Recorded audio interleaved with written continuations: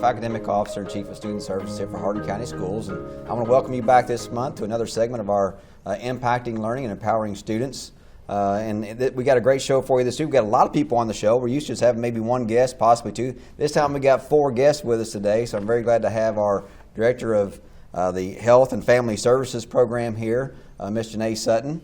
And we want our family out there and all of our families of Hardin County Schools to understand the impact that these programs have on our students and the opportunities that it provides. So, Ms. Sutton, thank you for being here with us today.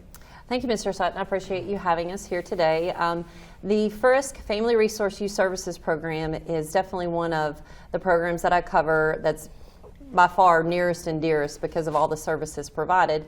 Some other things that I do with the Director of Health and Family Services, which the word health naturally lends itself to physical and mental health. I work with a contract with Cumberland Family Medical.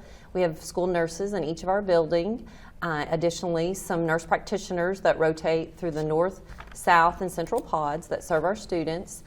They also provide, in addition to physical health services, mental health services through their Cumberland Behavioral Health Program. So our FRISC work with those behavioral health specialists for students that might need school-based therapy, or they might be channeled to where they are served in the clinic. Additionally, Cumberland provides our mental health services, but so does 11 different community partners throughout our community that are counselors and therapists that support our families and students for those needs. Some other programs that I thoroughly enjoy and work with in our department include ELA, the Early Learning Academy. That is something that was created just a few years back, about 3-4 years. It's childcare for our staff so that they have the assurance that on different days, every day of the school year that they work, but that they will have a good, safe place to bring their kiddos while they're teaching and while they're working with students and other folks throughout Hardin County Schools.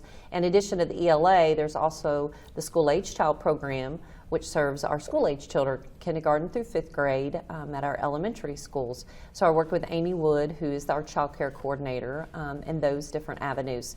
With the FRISC comes a lot of community work. So the Director of Health and Family Services also works with Department of Community-Based Services as the liaison, CASA liaison, some partnerships with our justice system to include different type case reviews and so forth that I look at, and then Helping Hand of Hope, Feeding America, a lot of those support agencies and so forth.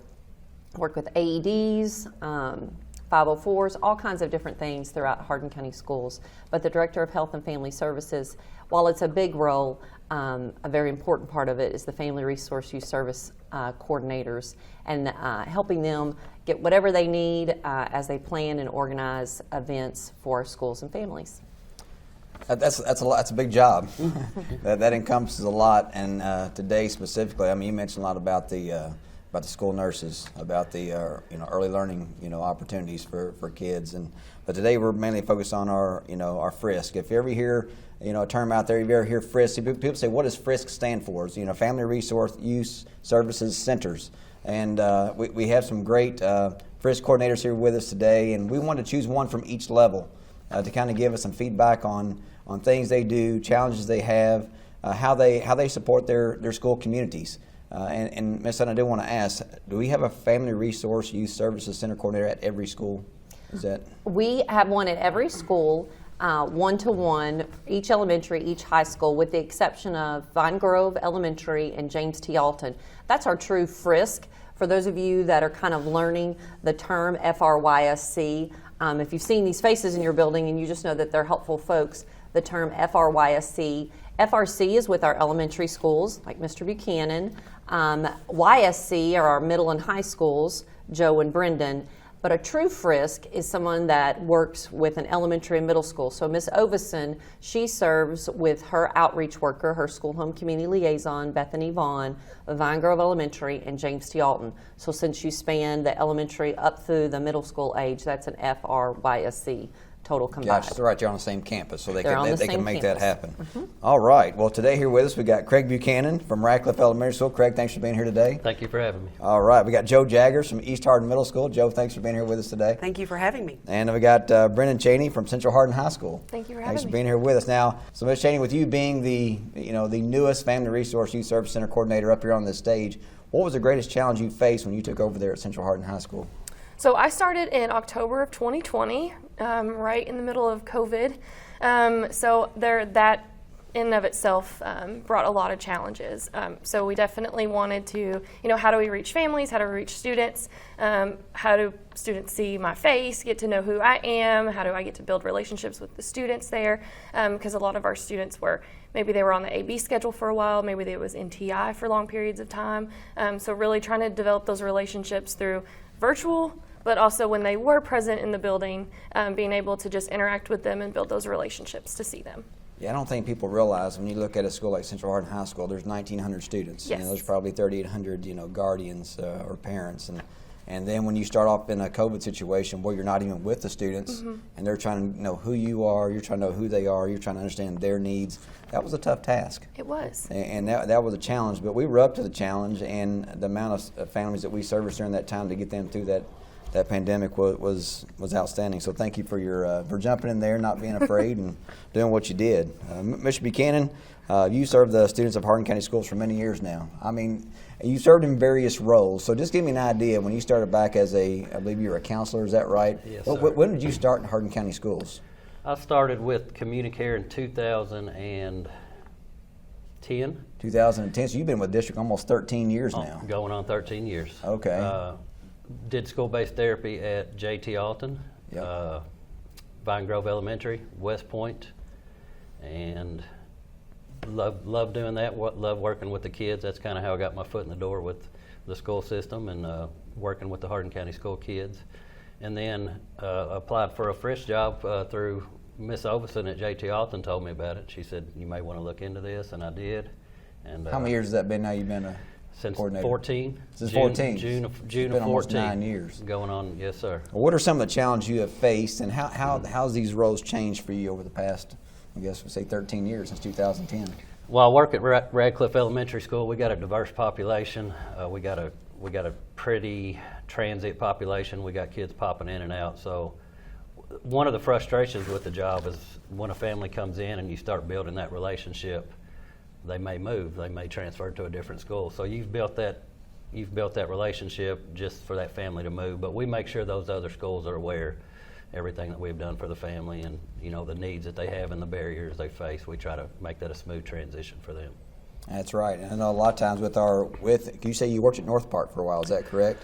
Yeah, like Janae was saying, those two campus schools, I had two campuses. I had North Park and Radcliffe Elementary from 2013 until, what year was that, Miss Sutton, that they split those schools? I believe you were there 2 years until Yes. the split occurred. Yes. And then, so through the Cabinet for Health and Family Services, that's where the funding for Frisk comes.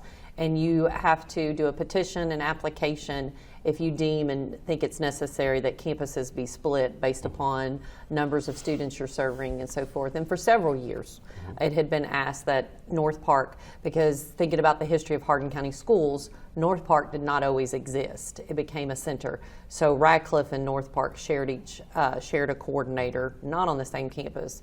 So he had to do a lot of jumping back and forth and so forth. And North Park feeds into Radcliffe, but eventually Radcliffe got its own coordinator through the cabinet, and then North Park. But it was a great part about North Park is that those kids are kind of stay put. Even though they feed various elementary schools, those kids didn't get a chance to move.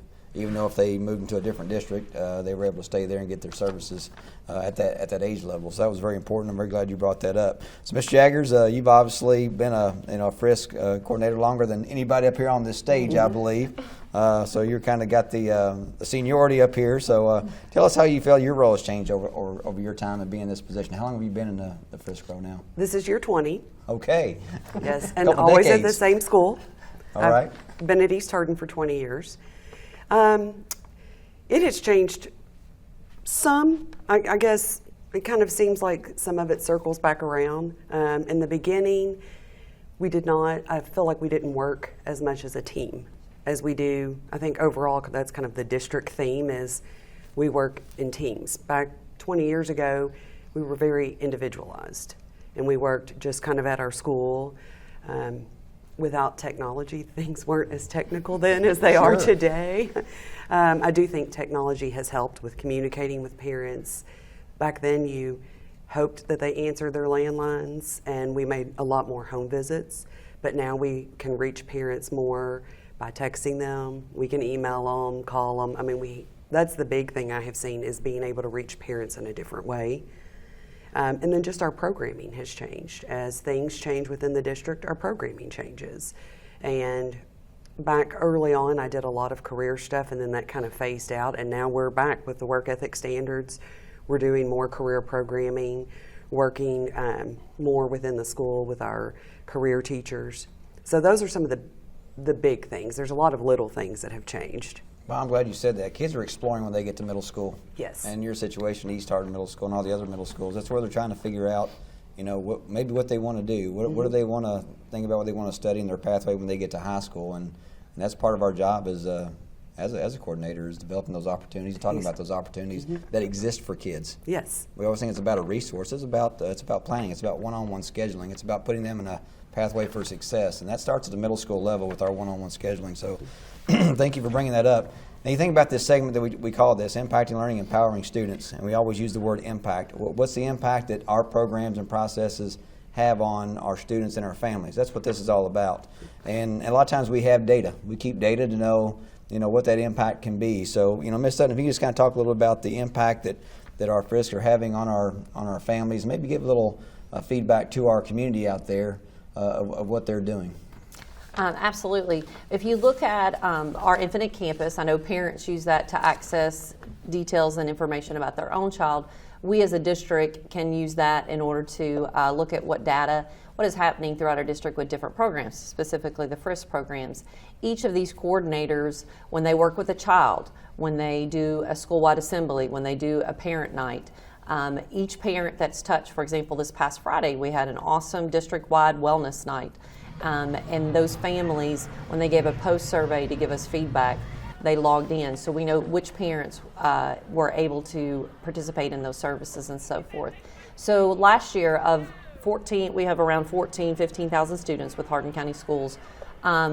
Over 13,500 students participated in one of their group programs because, and that's something that I don't want folks to ever confuse. If my child needs help, if our family needs help, then we need to go see a Family Resource Youth Service Center coordinator, and that is absolutely the truth.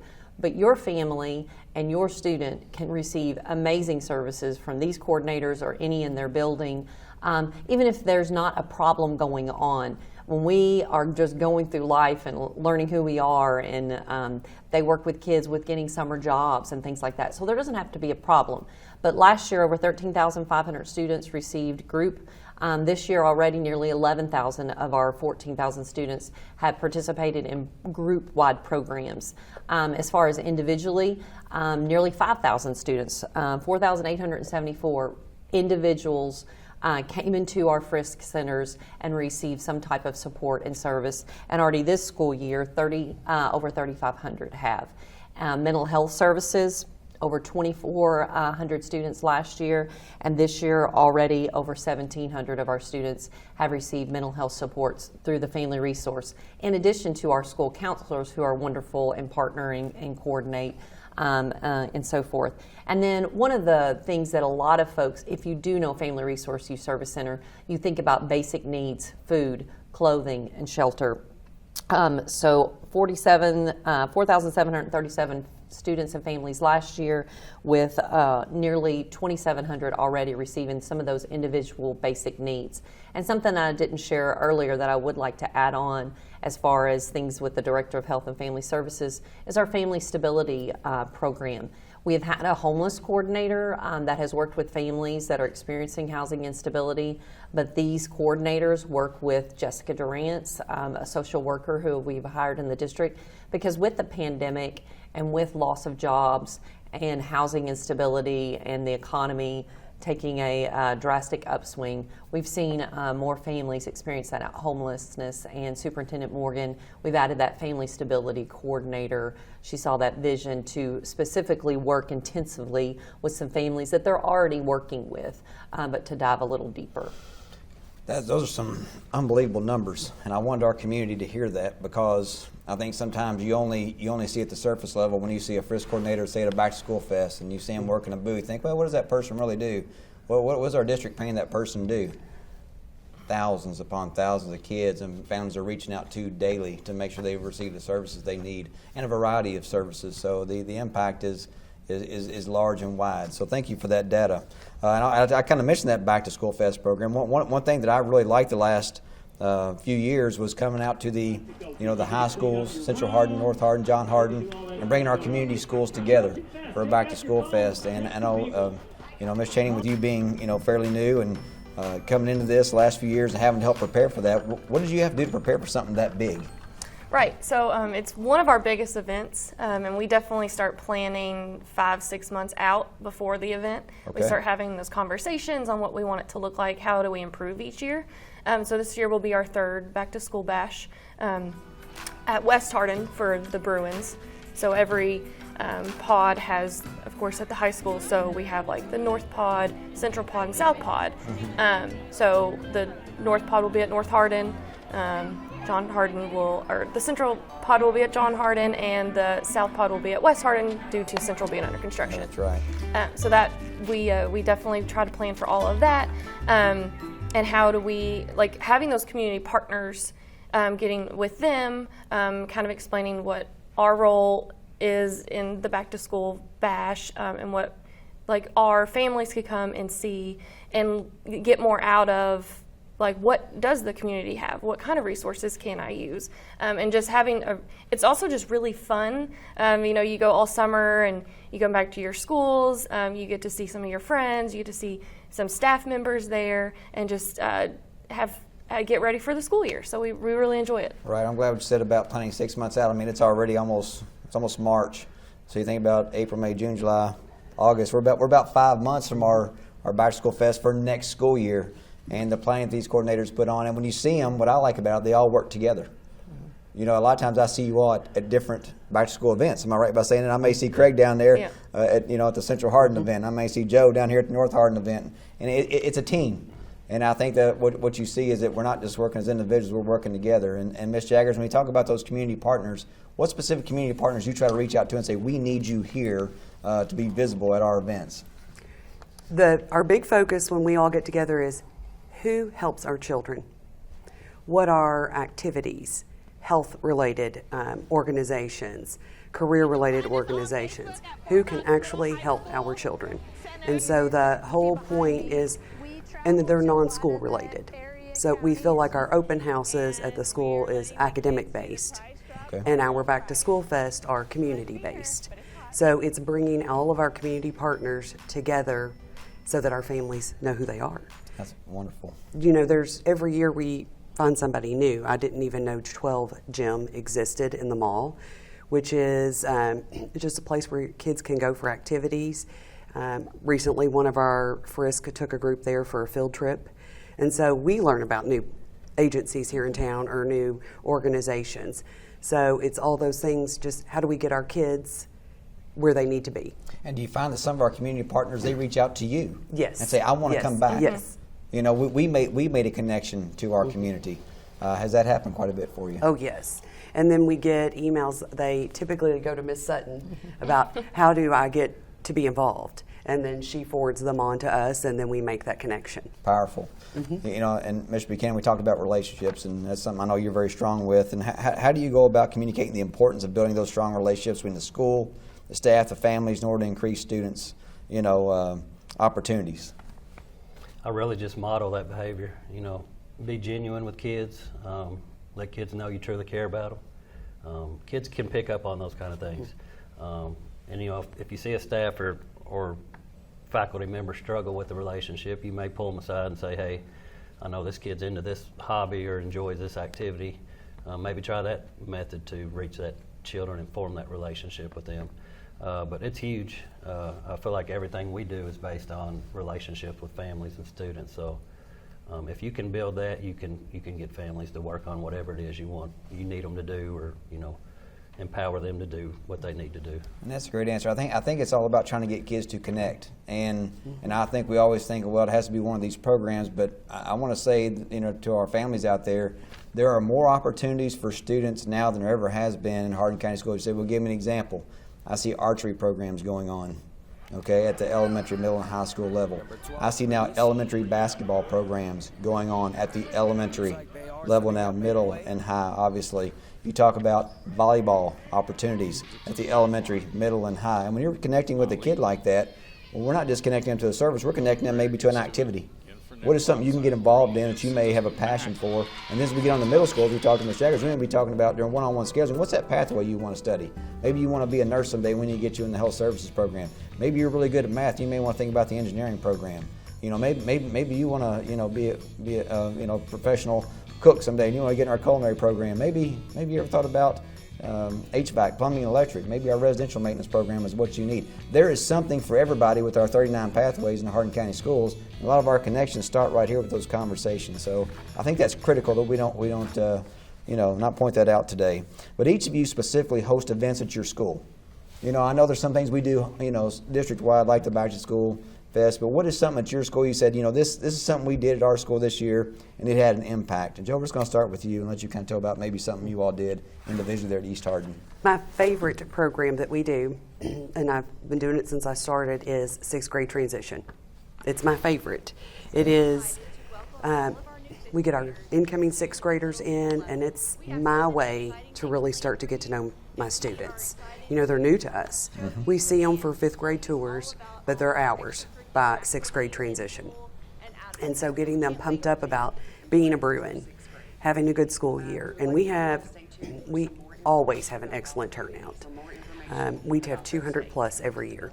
Wow. So we get a good group in there, and just getting them in there and on their own and letting them have the run of the school for the day.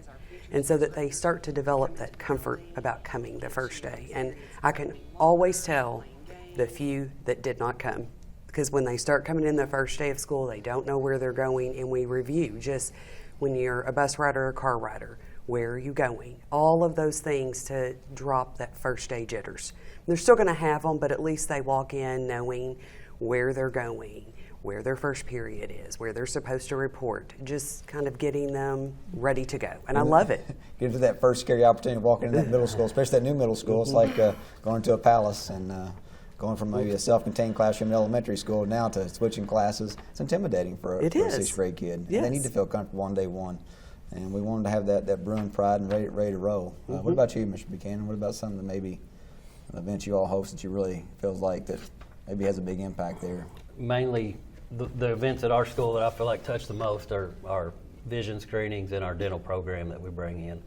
Those two, a lot of those kids we see, they don't receive those services. I'm not sure if the parents just don't have the time, don't have transportation. It could be a lot of different things, but those health issues, you know how important they can be. If you do not have those things taken care of, they can play a huge impact on learning. So, finding those cavities, finding kids that can't see who maybe need to be moved, helping those kids get glasses, referring those kids for dental treatment. I feel like those issues are very important to a child's success. Those things reduce barriers to learning. If a kid can't see, they can't read, they can't learn. And that's where a kid can either lose confidence or gain confidence. So thank you for saying that. Ms. Shannon, what about you? What is something maybe y'all do individually at Central Hardin that has an impact? So, of course, we have our bigger events, like our freshman first day, or dental, or vision, things like that. But I'll do on a little bit of a smaller scale. I really enjoy our mentoring program that we offer at Central Hardin. Tell us a little bit about that. So, we get recommendations from, myself and Mandy Sanders, who's also in the center with me. We have some students on our radar as well that we can pull into the program, but we also get recommendations from guidance counselors, teachers, admin, things like that, on students that could maybe use like a positive role model in their life, a positive influence. Those are crucial, and we really try and keep it from freshman year until they graduate, just so they have at least one other adult that they can talk to, and build that relationship with, be able to go to them if they need anything, academic related or personal. And we meet off campus once a month at Elizabethtown Police Department. And we have a variety of mentors that come. Some are faith-based partners that come. Our school resource officer attends as well. So we have some good community people that come and just help and support our kiddos. You know, I like what you're saying, because if you look at dropout rates and dropout percentages, a lot of kids will say the reason why I dropped out is because nobody cared about me. Nobody connected with me. Nobody even cared what my name was when I got off the bus and got to my classroom. And I always say everybody in Hardin County Schools has a name. Everybody in Hardin County Schools has opportunities. And doing that mentoring program, gets them from the starting point to the finish line. And that's what we're all about here in Hardin County Schools. So just coming down here to the end of the segment here, if there's one thing else positive that you wanted to add real quick today for our communities and our family to hear out there, what would you add? What's that one positive you'd say about one of these events or one of these things that you'd want to finish with today? Ms. Sutton, anything that you'd want to add? Absolutely. In being part of Hardin County Schools for the past 27 years, they've heard me say at many of our meetings and our gatherings, wearing the same jersey as the Frisk team is special. And they honestly live the theme that one of their state leaders who had a huge part in Frisk being created back in 1990 with the CARE Act, and that slogan is whatever it takes. And these individuals, coupled with all of the other community partners, school staff partners, they do whatever it takes in order to make sure that kid has whatever they need in order to succeed. They're going to take that barrier, and they're going to be the first one to roll their sleeves up the highest they can do, whatever it takes to remove that barrier for those children. I like that. We're just down to a couple minutes here, so Joe, just one thing real quick. Anything positive you'd want to add? The beauty of this program, like she said, whatever it takes, is but that we look at all the little things that are outside of school, trying to make these kids be successful and feel loved and cared about. And one time in my career, I had a little girl that had never had a birthday cake. And so just something as simple, like in a conversation, she said it, so making sure that a birthday cake got delivered to her house. That's awesome. It is making these positive. kids feel special so that they hopefully all get to the finish line and walk across the stage. Love it. Mr. Buchanan, one thing positive? Just if families are struggling or need assistance with anything, to feel free. We're an open door policy. We don't judge. Everyone needs help. I've needed help before. Don't be afraid to ask. We're all more than happy to do what we can to help you. So love it. Shane, anything? So just providing that safe space for students at school, but also families and parents, and just having that, like you said, just that open-minded, like, we're not going to judge you, we're here to help, just provide resources and support for you and your family. And that's the neat part in our schools. They were talking about safe space, families coming in. If you don't know that about Frisk, the majority of all of our Frisk are in our building but have their own separate entrance. Right. That gives parents privacy, that gives families that security. They're not walking past other school staff. They can come in that side entrance and they can talk privately about what they might need support with. That's right, and I realized I only had 3 of our Frisk coordinators up here today. I wish I could have had all 20 of them because they're all having an impact at their schools. But thank you all for joining us on this segment of Impacting Learning and Empowering Students. Thank you for the impact you are having in this department. So we'll see you next month.